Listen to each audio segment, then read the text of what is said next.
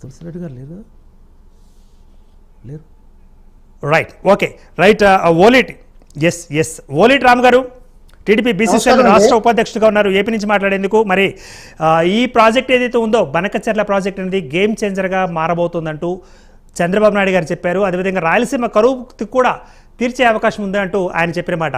మరి దీని మీద మీరు అంటున్న మాట ఏంటంటారు ఓలిట్ రామ్ గారు?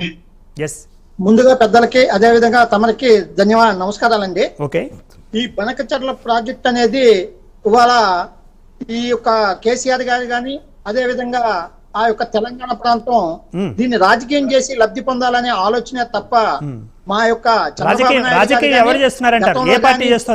రోజు కూడా తెలంగాణకి గాని అన్యాయం చేయాలని గాని అదే విధంగా తెలంగాణకి ఇబ్బంది పెట్టాలని ఏ రకమైన ఆలోచన ఎప్పుడు కూడా లేదండి తెలుగుదేశం పార్టీకి. ఎందుకంటే గతం నుంచి కూడా ఈ రోజు వరకు తెలంగాణ మీద ఏ రకమైన కొట్లాటకి దిగిన పార్టీ ఏదన్నా ఉందంటే అది తెలుగుదేశం అని కూడా ఈ సందర్భంగా చెప్తున్నాం.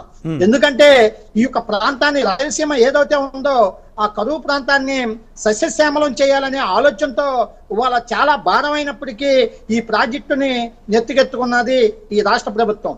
దీంట్లో ముఖ్యంగా వీళ్ళు ఏదైతే తెలంగాణ ఉందో తెలంగాణ ఆలోచన విధానం అంతా కూడా ఏంటంటే గొడవాడాలనే ఆలోచన తప్ప నీళ్ళను వాడుకోవాలంటే వాళ్ళు పై ఎత్తులో ఉన్నారు.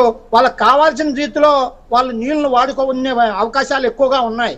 అయినప్పటికీ వాటిని వాడుకోకుండా మీరు పర్మిషన్ ఇస్తే మేము వాడుకుంటామని చెప్పి ఇక్కడ ఈ ముడులు పెట్టే ఆలోచన తప్ప ఏ రకమైన ఉపయోగం లేదని చెప్పి కూడా ఈ సందర్భంగా తెలియజేస్తున్నాం.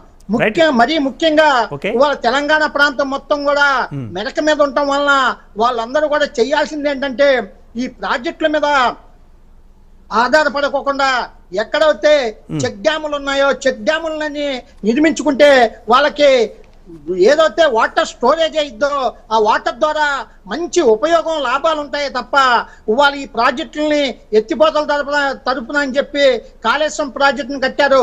ఇవాళ దాదాపుగా అది ఎంత భారమైందంటే రాష్ట్రానికి అంత భారమైంది.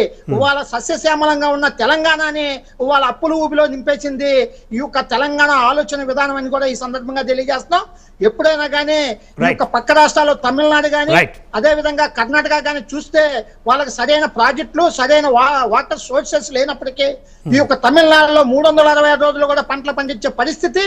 అదే విధంగా రైట్ ఓకే ఓలిట్ రామ్ గారు, అంటే కొన్ని అభ్యంతరాలు తెలియజేస్తున్నాయి మిగతా పార్టీలు కూడా. మరి గేమ్ చేంజర్ అని మీ చంద్రబాబు గారు చెబుతున్నారు.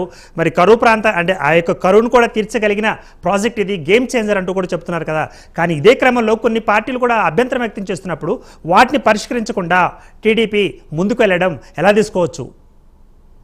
ఏమంటే ఇది దాదాపుగా 80,000 కోట్ల రూపాయల ప్రాజెక్ట్ అండి. ఇది వాళ్ళు అవ్వదు. ఎందుకంటే ఈ ఒక్క ప్రపోజల్ మాత్రమే ఉంది. దీన్ని ఈ ప్రాజెక్టును చేయాలంటే దాదాపు 80,000 కోట్ల రూపాయలు కావాలి. అంటే నా సూటి ప్రశ్న ఏంటంటే అభ్యంతరాలు వ్యక్తం అవుతున్నప్పుడు అభ్యంతరాలను పరిష్కరించుకుని ముందుకు వెళ్ళాలి కదా. అభ్యంతరాలను పరిష్కరించకుండా పక్కన పెట్టి ఎలా మీ చంద్రబాబు గారు పరిష్కరించడానికి సిద్ధంగా ఉన్నాం. అదే విధంగా ఈ యొక్క మన ఏదైతే ఉందో తెలంగాణ ముఖ్యమంత్రి గారు రేవంత్ రెడ్డి గారు కూడా ఈ యొక్క చంద్రబాబు నాయుడుతో గాని అదే విధంగా ఈ యొక్క కేంద్ర ప్రభుత్వంతో గాని సంప్రదింపులు చేస్తానికి సిద్ధంగా ఉన్నాడు. మా యొక్క నాయకుడు ఖచ్చితంగా ఈ యొక్క కేంద్రంతో అదే విధంగా ఈ యొక్క పక్క రాష్ట్రంతో కూడా సంప్రదింపులు చేసి వాళ్ళకి ఆమోదంతోనే ముందుకెళ్తారని చెప్పి కూడా ఈ సందర్భంగా తెలియజేస్తాం. ఏ రకమైన రాజకీయాలు చేయాలని పని లేదు. ఖచ్చితంగా ఈ తరపు నుంచి తెలంగాణకు గాని తెలంగాణలో ఉన్న ఆంధ్ర ప్రజలకు గాని